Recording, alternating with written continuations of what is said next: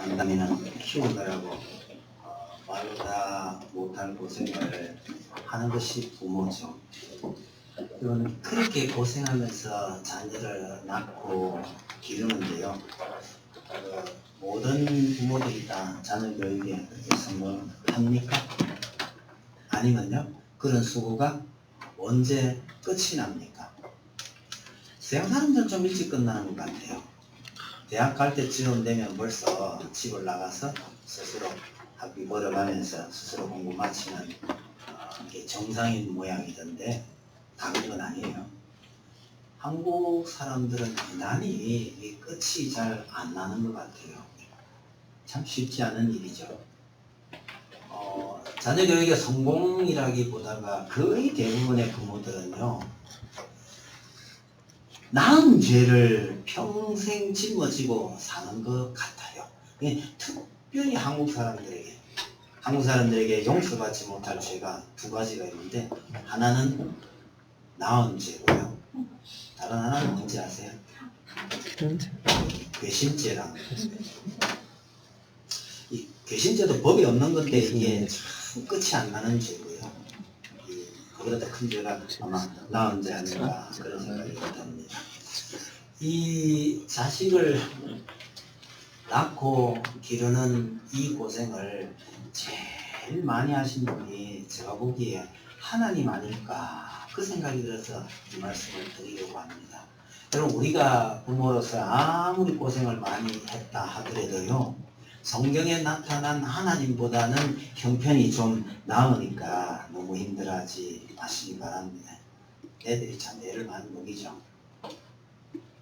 진짜 애 많이 먹여요. 그러나 우리가 하나님을 애 먹인 것보다는 그게 좀 덜하다라는 생각을 잊지 마시기 바랍니다. 그렇게 보면 하나님의 자식 교육은 어떤 면에서 그다지 성공적인 것 같지가 않습니다. 끝에 가보면, 마지막까지 가보면 결국은 하나님의 뜻대로 성공을 하시지만 그 과정에서 하나님께서 너무 많은 희생을 치르셨고 너무 많은 고생을 하셔요. 가장 큰 희생이 자기 친아들까지 희생시킨 것이라고 할 수 있습니다. 그러면 이스라엘을 아들로 삼고 기르시는 과정에서 하나님께서 얼마나 많은 마음고생을 하셨는지 오늘 본문을 통해서 한번 살펴보려고 합니다. 본문 3절을 한번 보시면요, 장로들이 찾아왔는데 하나님께서 질문 자체를 거부하셔요. 3절 보세요. 인자야, 이스라엘 장로들에게 말하여 이르라. 주 여호와께서 이렇게 말씀하셨느니라. 너희가 내게 물으려고 왔느냐? 내가 나의 목숨을 걸고 맹세하거니와 너희가 내게 묻기를 내가 용납하지 아니하리라 하십니다. 아예 묻지도 말라는 겁니다. 여러분, 하나님께 찾아온 사람들에게 하나님께서 이렇게 상대하신 예가 잘 없어요. 근데 묻지도 말라고 하셔놓고서도 그 이유를 길게 설명합니다. 20장 저 끝까지 그 이유가 계속 이어집니다. 그래서 사실은 오늘 본문을 엄청 길게 읽어야 하는데 앞부분만 좀 자른 겁니다. 여러분, 정말 상대하기조차 싫어서 질문도 하지 말라고 한다면 말은 안 하셔야죠. 말도 하지 말라고 그래놓고는 그 이유를 이렇게 길게 설명하시는 이유가 뭘까요? 아니, 그렇게 길게 설명을 한 다음에 저 끝에 가보면요, 또 질문하지 말라고 해요. 실컷 얘기해놓고 31절 한번 보세요. 너희가 또 너희 아들을 화대로 삼아 불 가운데로 지나게 하며 오늘까지 너희 자신을 우상들로 말미암아 더럽히느냐? 이스라엘 족속아, 너희가 내게 묻기를 내가 용납하겠느냐? 그러니까 여기까지 질문하지 말라고 이유를 쭉 설명해 놔놓고 이런데도 내가 너희 말을 들어야 되겠냐? 이러시는 거죠. 하나님께서 얼마나 속이 아프셨으면 이러실까라는 생각이 듭니다. 사실은 장로들이 에스겔을 찾아온 것이 이번이 처음이 아니고요, 실제로는 세 번째입니다. 그래서 앞에서 두 번 더 찾아왔던 내용과 오늘 찾아온 내용과 이걸 쭉 합쳐서 세 가지로 정돈을 한번 해보려고 합니다. 세 가지 작은 제목으로 말씀드릴게요. 첫 번째는 예루살렘의 멸망을 선포한 것이고, 두 번째는요, 누가 와서 말려도 돌이킬 수 없다, 용서할 수 없다, 이 얘기고, 세 번째는요, 하나님께서 그렇게 강하시지 않아요. 내 이름을 위하여 구원하리라.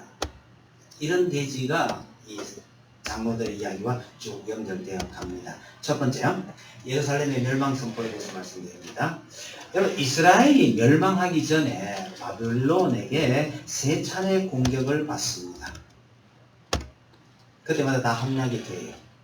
그래서 우리가 잘 아는 대로 다니엘은 1차 침공 때에 포로로 잡혀갔습니다. 그때는 주로 귀족들 일부가 잡혀갔죠. 에스겔은 2차 침공 때 잡혀갑니다. 이때는 에스겔만 잡혀간 게 아니고요, 굉장히 많은 사람들이 잡혀갑니다. 이 일종의 인질이긴 한데 인질치고는 너무 많은 사람들이 잡혀갔습니다. 용사들이 한 1만 명 잡혀가고요, 표현이 좀 안 좋습니다만 나름대로 쓸만한 인물들은 그때 다 잡혀갔습니다. 근데 이스라엘을 멸망시키지 아니하고 이렇게 많은 사람들을 잡아간 이유는요, 이스라엘을 완전히 멸망시키기보다는 바벨론의 말을 잘 듣는 속국으로 남아 있으라는 의도였죠. 그러니까 이때까지만 해도 예루살렘은 파괴되지 않은 채 남아 있었습니다. 에스겔이 이렇게 인질로 잡혀가서 5년째 되던데, 그러니까 바벨론에서 에스겔은 선지자로 부름을 받습니다. 그리고 자기와 마찬가지로 거기에 포로로 와 있던 사람들에게 하나님의 말씀을 전하는 선지자 노릇을 하게 됐죠. 근데 1년쯤 지났을 때에 이듬해에 장로들이 처음으로 찾아옵니다. 이 장로들이 하나님의 말씀을 듣겠다고 찾아왔을 때에 하나님의 말씀은요, 그들을 위로하거나 아니면 은혜로운 말씀을 주신 것이 아니라 예루살렘을 심판하겠다, 그렇게 말씀하십니다. 그 내용이 앞에 상당히 깁니다. 8장에서 11장까지 길게 이어집니다. 예루살렘 심판하겠다, 멸망시키겠다는 얘기입니다. 그것이 오늘 본문의 장로들이 찾아오기 1년 전의 이야기입니다. 포로 잡혀와 있는 이스라엘 백성들에게 하나님께서 예루살렘을 멸망시키겠다라는 것은 정말 엄청난 충격일 수 있습니다. 비록 포로 생활을 하고 있다 할지라도 예루살렘이 아직 건재해 있다는 것은 우리가 언젠가는 돌아갈 집이 있다라는 것과 마찬가지죠. 그런데 예루살렘이 완전히 무너질 것이라고 하는 것은 돌아갈 고향이 사라진다는 것을 의미합니다. 옛날 어느 대문인가요? 동대문인가? 아니, 잘 모르겠는데요. 남대문인가요? 불탔을 때요, 그 불타는 광경을 보고 충격을 받은 사람들이 좀 있었다고 합니다. 저는 덜 애국자가 됐는지 모르겠지만 안타깝지만 그렇게 충격까지는 아니었던 것 같은데요. 어떤 분들은 그걸 보면서 엄청난 충격을 받았다고 하는데, 바벨론에서 포로로 지내는 사람들에게 있어서 예루살렘 멸망이란 정말 엄청난 충격으로 다가왔을 겁니다. 아마 그들이 가지고 있었던 유일한 희망이 사라지는 것이나 마찬가지죠. 근데 에스겔을 통해서 하나님께서는 또 한 가지를 더 말씀하십니다. 예루살렘이 무너질 뿐만 아니라 하나님께서 성전을 떠나가신다라는 내용을 보여줍니다. 하나님께서 성전을 떠나신다? 이런 예가 잘 없으니까요, 임금님이 궁궐을 버리고 떠나는 것을 비교하면 어떨까 싶어요. 그러면 임금님이 궁궐을 버리고 가는 걸 뭐라고 하는지 아세요? 용어가 좀 어렵습니다. 어렵긴 하지만 여러분 다 알고 계시는 단어예요. 임금님이 궁을 떠나서 궁을 버리고 나가는 걸요, 파천이라고 합니다.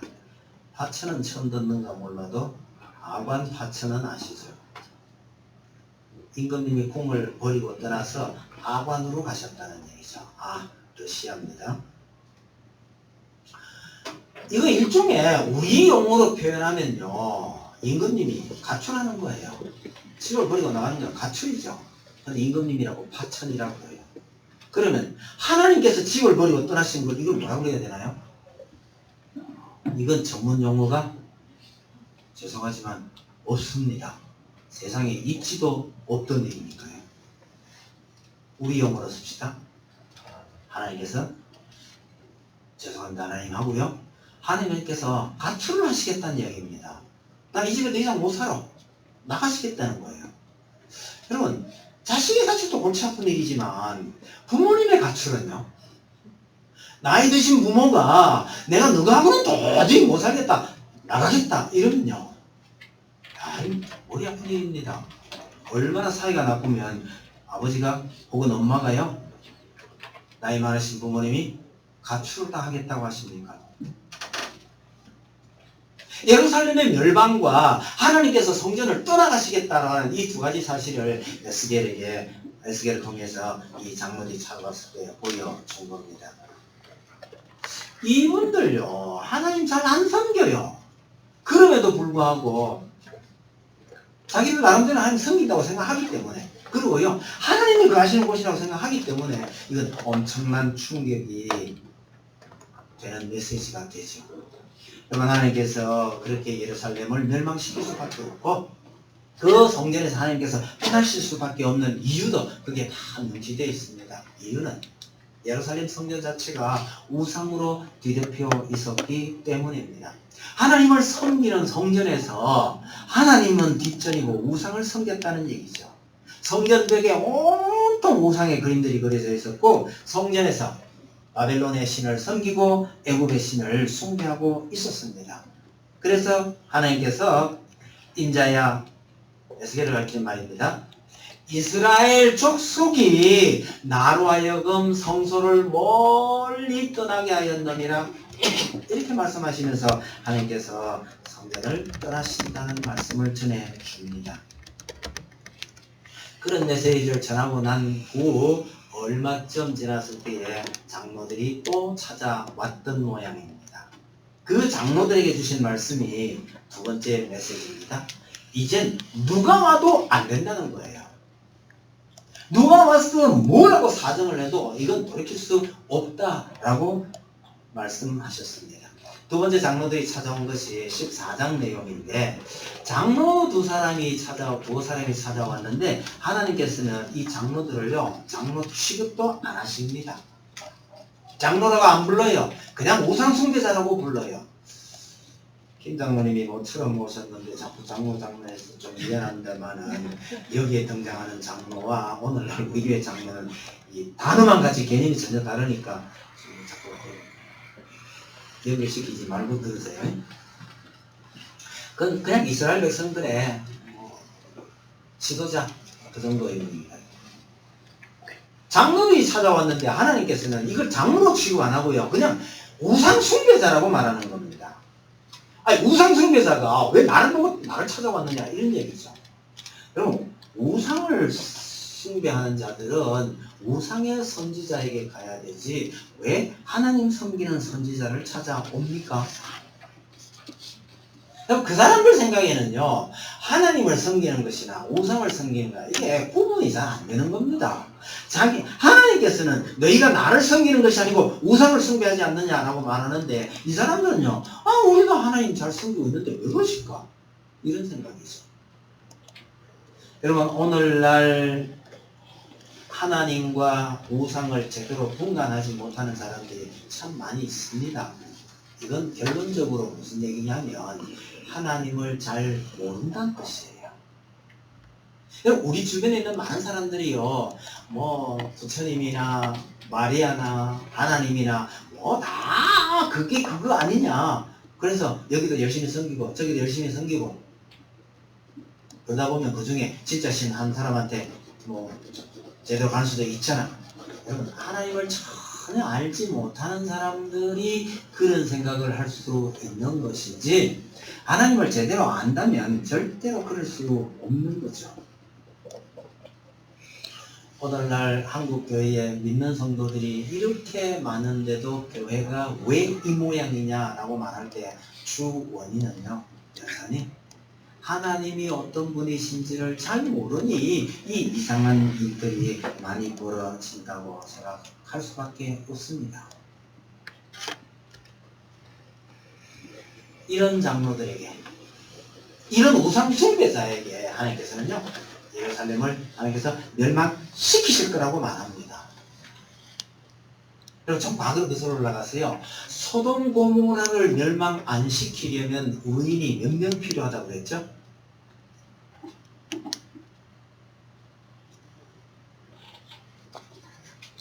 괜히 왜 이렇게 물었나요? 경상도 사람이니까 그냥 합시다. 10명만 있어도 소돔 고모라 멸하지 않겠다고 그랬잖아요. 세월이 많이 흘렀습니다. 예루살렘이 멸망 위기에 처했을 때에 하나님께서 많이 봐주셨어요. 의인 몇 명만 있으면요, 몇 대 해야 되는데, 의인 한 명만 있어도 예루살렘은 멸망시키지 않겠다. 누구의 메시지입니까? 누구를 통해 주셨던 메시지죠? 의인 한 명만 기억하시면 안 되고요, 이게 누구를 통해 주셨던 메시지냐를 기억해야 됩니다. 에스겔보다 앞서서 말씀을 전했던 선지자, 이스라엘 본토에서 예레미야입니다. 예레미야입니다. 이제 여기 뭐냐면 에스겔의 메시지예요. 보세요. 소돔 고모라는 10명만 있어도 멸하지 않겠다. 예레미야가 그럽니다. 예루살렘에 의인 한 사람만 있어도 하나님께서 예루살렘을 살려주시겠다. 자, 세월이 또 지났습니다.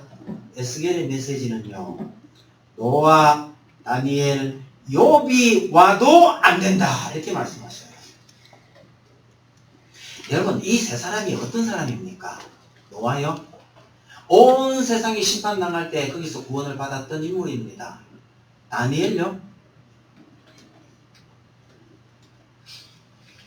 다니엘은 뭐 성경에 그런 표현 없습니다만 저는 이렇게 표현합니다. 털어서 먼지 안 나는 사람이었어요. 왕조가 3번이나 바뀌는데 거기서 이어서 총리 노릇했던 사람이요, 요만한 험만 있어도 장관 되기 얼마나 어렵습니까? 그죠? 근데 뭐 이만한 험이 있어도 되긴 되더라고요. 다니엘은요, 금을 잡으려고 애를 써도 금 하나 없었기에, 여러분, 왕조가 변해가는데도 거기서 총리를 이어서 했던 사람입니다. 정말 깨끗한 사람이었죠. 욥은 어떻고요? 이 세 사람이 와서 하나님께 사정을 해도 이제는 안 된다, 그런 얘기입니다. 의인 한 명 정도가 아니에요. 그만큼 예루살렘의 멸망은 확정적이라는 겁니다. 그런데 장로들이 또 찾아온 겁니다. 그게 오늘 본문이에요. 세 번째 찾아온 겁니다. 왜 묻지도 말라 그래요? 나한테 질문도 하지 마라 그래요? 이유가 뭡니까? 해봤자 변동사항이 전혀 없다는 겁니다. 예루살렘이 멸망하는 것은 이제 확정적이니 질문해봤자 소용없다. 묻지 말라. 말도 꺼내지 마라. 그래 놓고 그 이유를 길게 설명하시는데, 그 중에 과거 이야기는 저번 주에 제가 말씀을 드렸습니다. 뭐 어째 실수를 해가지고 그 내용이 오늘 주보에 실려 있으니까 나중에 참고하시고요. 하나님께서 이스라엘 백성들을 선택하시고 낳은 자녀처럼 좋은 것으로 준비해서 은혜를 베푸셨다는 얘기입니다. 좋은 땅. 아마 이 땅에서 가장 좋은 땅일 수도 있고요. 율법을 준비해 주셨는데, 율법이 어떤 율법이죠? 그 말씀을 지키는 것, 삶을 주는 율법. 좋은 땅에서 오래오래 복 누리며 잘 살 수 있는 그 율법을 너희에게 준비해 주셨다. 그러면서 나는 너희의 하나님이라. 이거 종합을 해보면요, 나 자신을 너에게 준다, 뭐 이런 말하고 전혀 다를 바 없는데, 하나님께서 이스라엘 백성들을 선택하시고 그렇게 은혜를 베푸셨는데, 너희 조상들이 끝없이 나에게 배반하고 반역을 했다, 이러시는 겁니다. 반역하고 배반하면 어떻게 해요? 진노하고 심판할 수밖에 없지 않습니까? 근데 중요한 것은요, 너희 조상들이 끝없이 반역하고 배반하고 반역을 했지만 내가 진노하고 심판하려다가 그때마다 참고 진노를 돌이키셨다. 그 얘기를 지금 계속하고 있는 겁니다. 나중에 20장을 찬찬히 한번 다시 보시면서 확인 한번 해보시기 바랍니다. 7절 8절 한번 보십시다. 그들에게 이르기를 너희는 눈을 끄는 바 가증한 것을 각기 버리고 애굽의 우상들로 말미암아 스스로 더럽히지 말라. 나는 여호와 너희 하나님이니라 하였으나 그들이 내게 반역하여 내 말을 즐겨 듣지 아니하고 그들의 눈을 끄는 바 가증한 것을 각기 버리지 아니하며 내가 애굽 땅에서 그들에게 나의 분노를 쏟으며 그들에게 진노를 이루리라 하였노라. 그러나 내가, 여기 중요한 게 그러나죠. 이렇게 반역하는 이들에게 진노를 쏟으리라 했다. 그러나 내가 그들이 거주하는 이방인의 눈앞에서 그들에게 나타나 그들을 애굽 땅에서 인도하여 내었나니, 화를 내려다가 안 냈다는 얘기예요. 그 다음 마저 봐봅시다. 이는 내 이름을 위함이라. 내 이름이 더러워질까 싶어서 내가 뜻을 돌이켰다. 이 말씀을 하시죠. 이 이야기가 계속해서 반복되어 갑니다. 13절 한번 보실까요? 그러나 이스라엘 족속이 광야에서 내게 반역하여 사람이 준행하면 그로 말미암아 삶을 얻을 나의 율례를 준행하지 아니하며 나의 규례를 멸시하였고 나의 안식일을 크게 더럽혔으므로 내가 이르기를 내가 내 진노를 광야에서 그들에게 쏟아 멸하리라. 그 다음요. 하였으나 내가 내 이름을 위하여. 이 중요한 게 하였으나죠. 그렇게 마음먹었지만 뜻을 돌이켰다. 그 얘기를 하십니다. 17절에 한번 보세요. 그러나가 거기 또 있죠. 21절 한번 보세요. 제일 끝에요. 그들에게 내 진노를 이루리라 하였으나, 이렇게 되어 있습니다. 여러분, 하나님께서요 진노를 쏟아 부으려고 마음을 먹었던 적이 여러 번 있었으나 그러나 하였으나 이러면서 자꾸 그것을 번복을 하셨다는 뜻입니다. 제가 확인을 해보니까 이 본문에 자그마치 5번이나 나와요. 핵심 이유는 우상 숭배입니다. 에스겔아, 이게 어제 오늘의 이야기가 아니고 출애굽 시대, 사사 시대에, 그 이후 왕정 시대에, 심지어요 유다가 바벨론의 침략을 받아 1차, 2차 침략을 받았다는 것은 그렇게 함락이 됐었다는 건 이제 나라가 망하기 일부 직전이라는데, 이 시점이 나라가 이 지경이 되기까지 계속해서 우상 숭배를 하고 있었다는 겁니다. 그러니 지금 와서 뭘 묻겠느냐는 거예요. 묻지도 말라는 겁니다. 내가 참고 참았다. 이제는 더 이상 못 참겠다는 겁니다. 이제는 심판하겠다는 겁니다. 여러분, 하나님께서 그렇게 은혜를 베푸셨는데도 불구하고 이스라엘은 왜 이렇게 끊임없이 하나님을 배반하는 걸까요? 혹시 하나님의 교육 방법이나 하나님이 백성을 가르치는 게 뭐가 잘못된 거 아닐까요? 설마 하나님께서 뭐 잘못하셨겠어요? 혹시 그렇게 되드는 사람이 있을는지 모르겠지만, 여러분, 우리 인생이 이런 존재다라는 것을 잊지 마십시다. 한국에 기독교가 전래된 지 이제 100년 좀 넘었는데요. 얼마나 큰 은혜를 받았다고 감격했는지 모르겠습니다만, 겨우 100년 좀 지나서 교회들이 이렇게 욕을 해도 먹고 이상한 기독교가 돼가고 있는 건요, 생각만 해도 너무너무 가슴이 아파오지만 이게 어제 오늘의 일이 아니더라는 거예요. 하나님께서 자기 백성이라고 선택한 그날 이후부터 이런 일들이 계속해서 반복되어 왔더라는 사실을 여러분 잊지 마십시다. 어떻게 해야 하나요?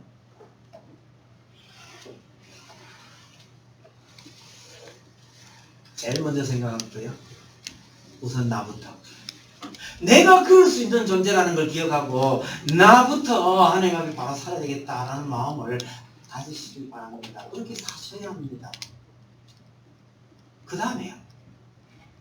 내 가족, 내 이웃, 내 교회.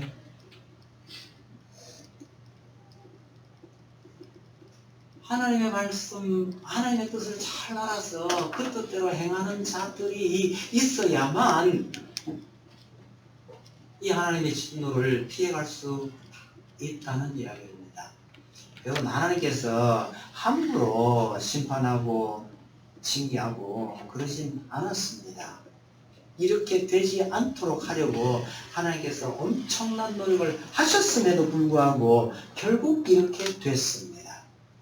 인간이 이런 존재일 수밖에 없구나 라는 걸 기억하면서 우리 스스로, 우리 한 사람 한 사람이 하나님의 뜻을 따라 살아가기를 정말 다짐하고 또 다짐해야 될 거라 생각합니다.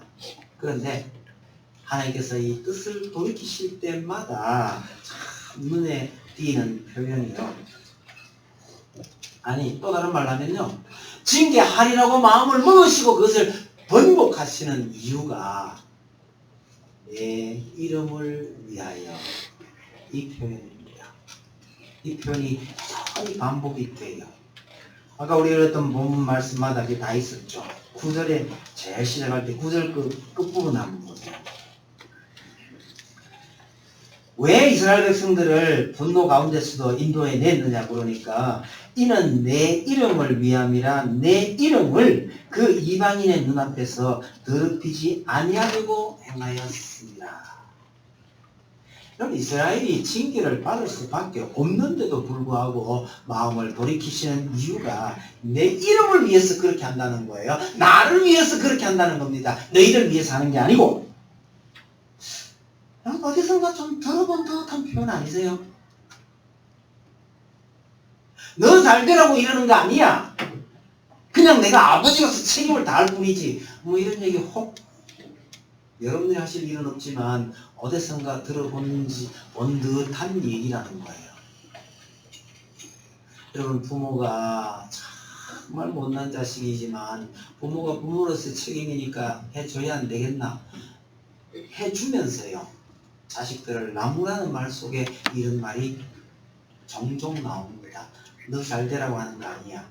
내가 그래도 너를 낳았기 때문에 내가 욕 안 넣어 먹으려고 내 의무를 다할 뿐이야. 이러는데요. 여러분, 하나님의 이 말씀이 전 꼭 그와 비슷하다는 생각이 듭니다. 한 번도 아니고요. 계속해서 이 말씀하시면서 이스라엘 백성들을 지금까지 이끌어 오셨습니다. 그런데 너희가 와서 우리 장래가 어떻게 되는지 아니면요 하나님의 뜻이 무엇인지 그걸 물으러 왔단 말이지 말하지 말라는 거예요. 이제는 방법이 없다. 징계하겠다는 겁니다.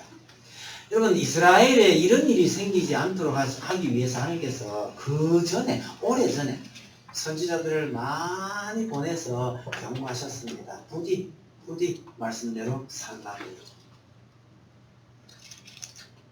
심지어 이스라엘의 외적들이 많이 쳐들어왔습니다. 그 외적이 쳐들어와서 이스라엘을 괴롭히게 하는 주 원인도 내가 말씀대로 살지 않기 때문이라고 여러 번 경고하셨습니다. 이스라엘이 망해가는데 바벨론이 연속으로 침략을 해와서 예루살렘이 함락이 되는데도 불구하고요. 하나님께서 예루살렘을 보존하셨습니다. 정신 좀 차리라는 뜻입니다. 이러다가 정말 예루살렘마저 무너진다. 정신 좀 차려라고 하는데 그래도 이스라엘이 끝내 돌아서지 않더라는 겁니다. 여러분, 하나님께서 사랑받을 자격이 없는 우리 인생을 사랑하셨기 때문에 오늘 우리에게 이나마 소망이 있는 것이지 우리가 잘났어요? 우리에게 소망의 이유가 있는 것이 절대로 아닙니다. 이 이스라엘의 역사가 그걸 참 잘 보여줍니다. 오늘 우리가 읽은 본문은 이제는 더 이상 그런 노력을 하지 않겠다라는 뜻입니다. 정말일까요? 여러분, 에스겔에게 이 메시지가 주어진 지 여기 에스겔 7년이잖아요. 그러니까 딱 5년 뒤에 정말 예루살렘이 완전히 망해버립니다. 바벨론의 3차 침공이 일어나서 예루살렘이 완전히 불에 타버립니다. 그리고 남은 거의 모든 백성이 바벨론으로 다시 포로로 잡혀옵니다. 이미 바벨론의 포로로 잡혀왔던 이 사람들은요, 더 이상 돌아갈 고향이 사라진 것이나 마찬가지입니다. 정말 절망적인 상황이죠. 그러니까 정말 이대로 끝인가요? 여러분 40절 한번 보십시다. 이 메시지의 끝부분에 이렇게 끝이 납니다. 주 여호와의 말씀입니다.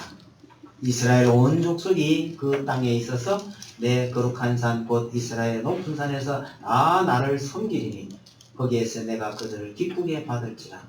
거기에서 너희 예물과 너희가 드리는 첫 열매와 너희 모든 성물을 요구하리라.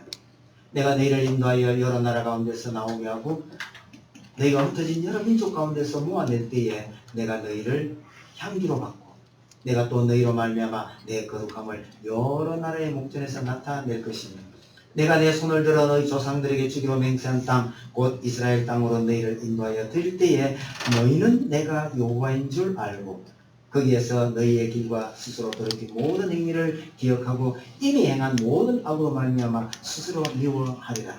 이스라엘 족속아 내가 너희의 악한 길과 더러운 행위대로 하지 아니하고 내 이름을 위하여 행한 후에야 내가 여호와인 줄 너희가 알리라. 주 여호와의 말씀입니다. 이런 메시지가 끝을 맺어요. 이제는 정말 끝이라고 생각했는데 그 메시지 끝에요. 이스라엘의 회복을 또 약속하십니다. 이게 회복이 된다는 것은 에스겔이 이 메시지를 전하기 훨씬 이전에 예레미야가 바벨론의 포로로 가지만 70년 만에 돌아오리라고 이미 예언을 해뒀습니다. 돌아오긴 돌아와요.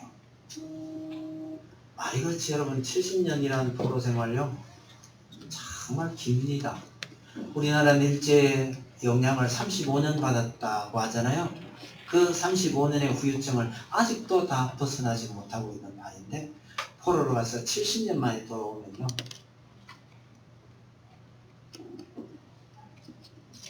이스라엘의 정체성을 유지하기가 정말 어려울 거라는 생각이 들어요. 그럼에도 불구하고 하나님께서는 다시 이들을 불러 모아서 돌아오시게 하겠다는 뜻입니다. 우리 인간적으로 본다면 하나님의 교육은 일단 하나님의 자녀 교육은요 일단 실패한 듯 합니다. 그러나 끝까지 포기하지 아니하시고 오늘 우리에게까지 이 사랑을 전해 주셨습니다.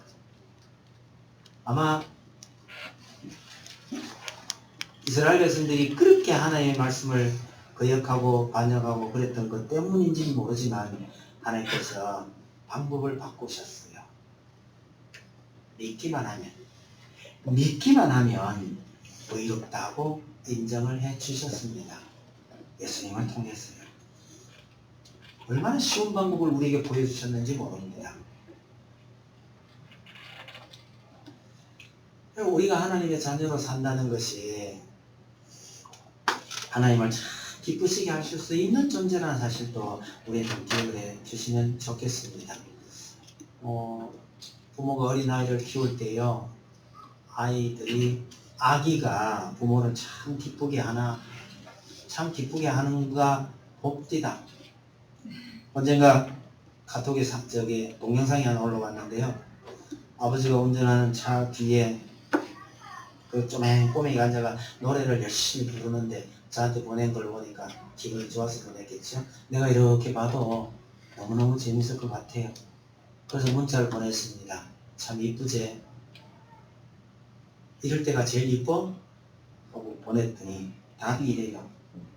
잠잘 때가 제일 예뻐요. 저는 이게 좀 이해가 좀 잘 안 됐어요. 자는 게 뭐 그래 예뻐요. 근데 애기 키우는 엄마 아빠는요, 애기가 잠자는 게 그렇게 이쁘다고 합니다. 8시 내온 동기 이야기입니다. 같이 차를 타고 다니는데요. 운전하면서 전화를 하더니 갑자기요, 펄펄펄 운전하면서 조화가 펄펄펄 뛰는 거예요.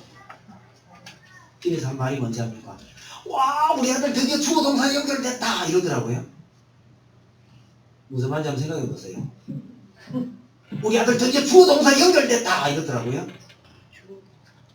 그 이전까지는 얘가 말을 한마디씩 했는데 전부 단어 하나뿐이었다는 거예요. 근데 주어 동사 연결됐다는 건 뭡니까? 문장이 됐다는 얘기잖아요.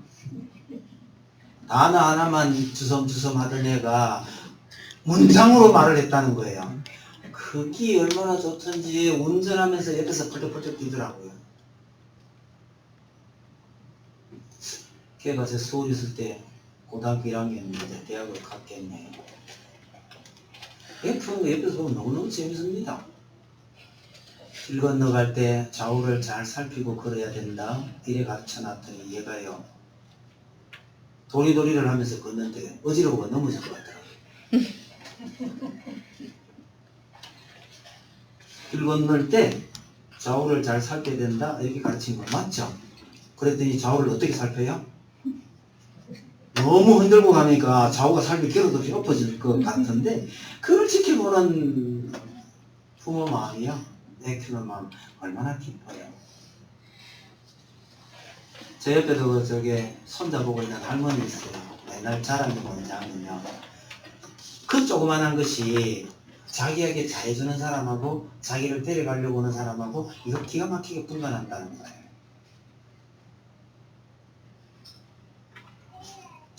그게 강아지도 하는 거니까, 그죠? 여러분, 강아지도 집안 서열을 안다 하는 거 아시죠? 강아지가요, 집안에 실세가 누군지를 안답니다. 그만합시다. 그런 자녀를 키우는 부모는요, 자녀의 손짓, 몸짓 하나하나가 얼마나 행복한지 모릅니다. 거꾸로 합시다. 우리가 하나님의 자녀라면요, 우리가 정말 하나님 기쁘시게 할 수 있는 존재들입니다. 부탁드리고 싶은 것은 그렇게 어린 나이로만 존재할 것이 아니라 빨리 자라나서요, 성숙한 자녀가 되어서 하나님께서 자기 백성으로 삼고 이런 아픔을 견디셨는데 오늘 우리라도 하나님 기쁘시게 하면서 살아야 되지 않겠냐, 이런 느낌이 너무너무 강합니다. 사실은 이 말씀을 드리고 싶어서 에스겔서를 피워놓고 이렇게 하다가 이게 한꺼번에 다 하기가 너무 부담스러워서 저번 주에 따로 떼냈던 설교가 이 부분하고 그렇게 연결되어 있어서 말씀을 드렸습니다. 하나님께서는 우리를 자녀로 삼으시고 정말 많은 것으로 채우셨고 많은 관심을 쏟아 부으셨습니다. 근데 우리가 거기에 어떻게 반응하고 어떻게 살고 있는지를 돌아보시면서 정말 하나님께서 기뻐하시는 성숙한 자녀로 살아가시기를 간절히 바랍니다. 자, 봅시다. 529장입니다.